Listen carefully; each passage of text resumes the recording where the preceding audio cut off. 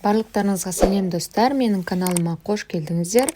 Бүгінгі бізде өтетін тақырыбымыз clothing problems, яғни киімде кездесетін арнайы мәселелер туралы. Сонымен бізде ең алғашқы сөзіміз ripped, яғни жыртылған. She wore ripped jeans, ол жыртылған джинсы киген, яғни жыртық джинсы. Келесі бізде peeled, түтігі шыққан.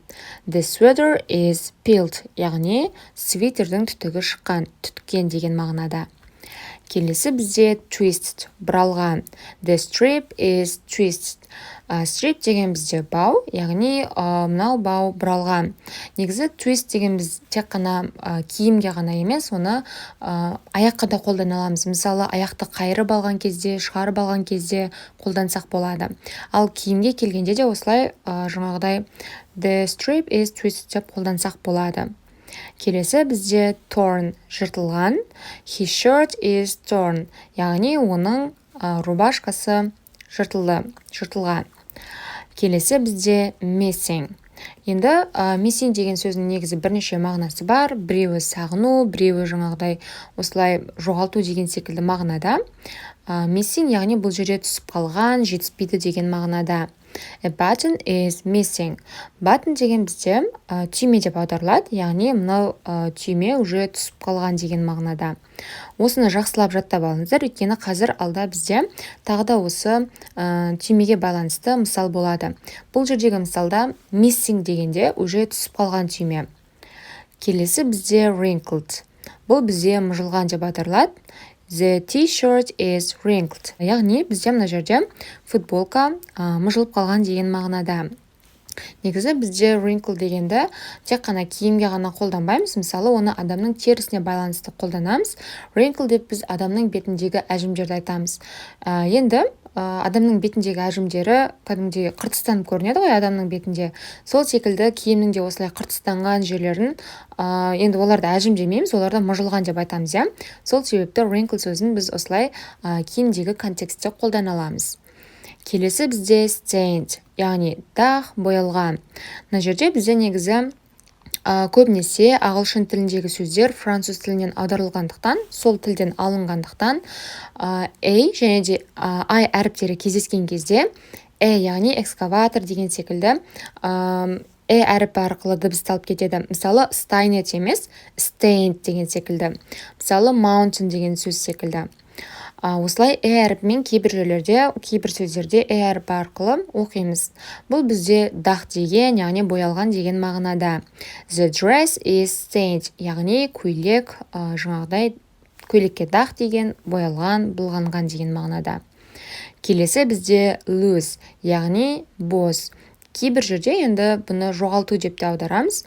The button is loose, яғни button бағана айтып өткеніміздей түйме.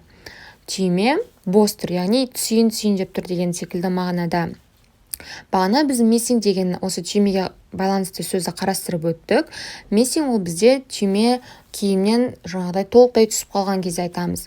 Ал loose деген ол бізде әлі түспеген, бірақ осылай жібі арқылы кішкене ажыратылып түсейін деп тұрған айтамыз. Келесі бізде leather. Leather деген бізде былғары, яғни кожаный киімдер бар ғой, соларға қолданамыз.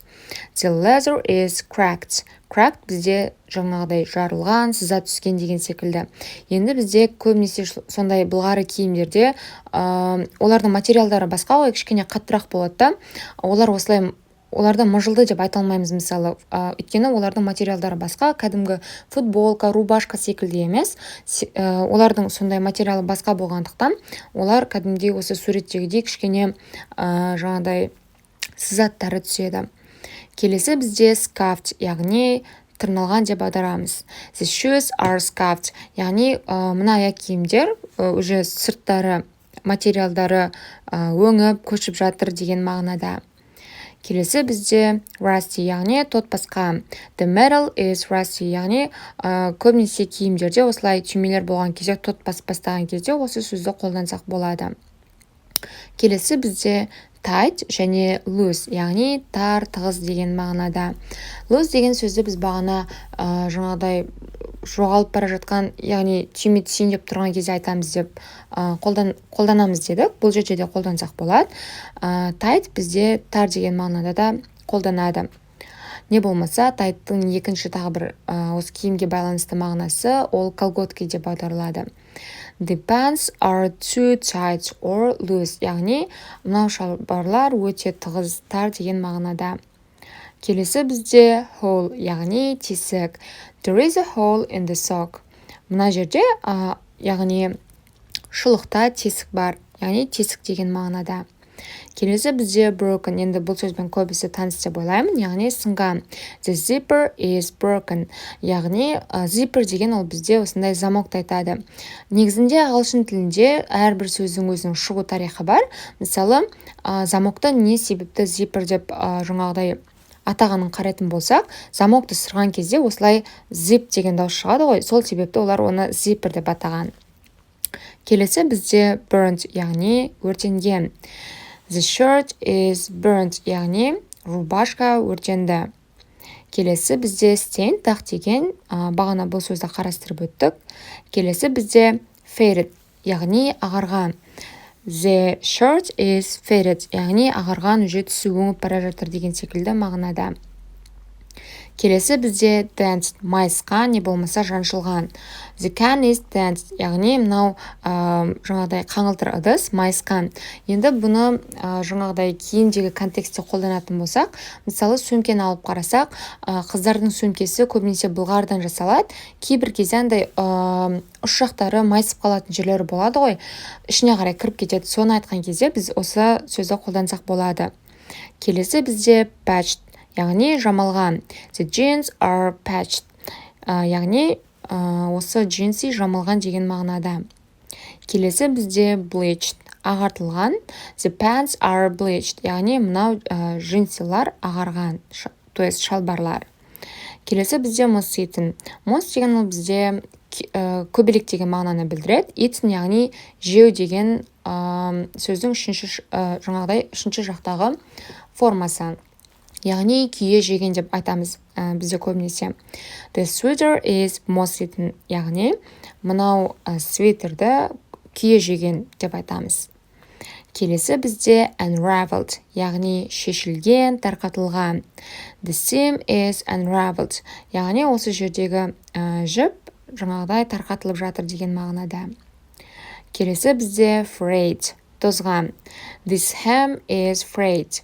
Hem деген ол бізде шалбарлардың, джинсилардың балағын айтады, яғни балақ деп аударылады. Яғни осы жердегі балағы тозған деген мағынада. Келесі бізде mildewed, көгерген.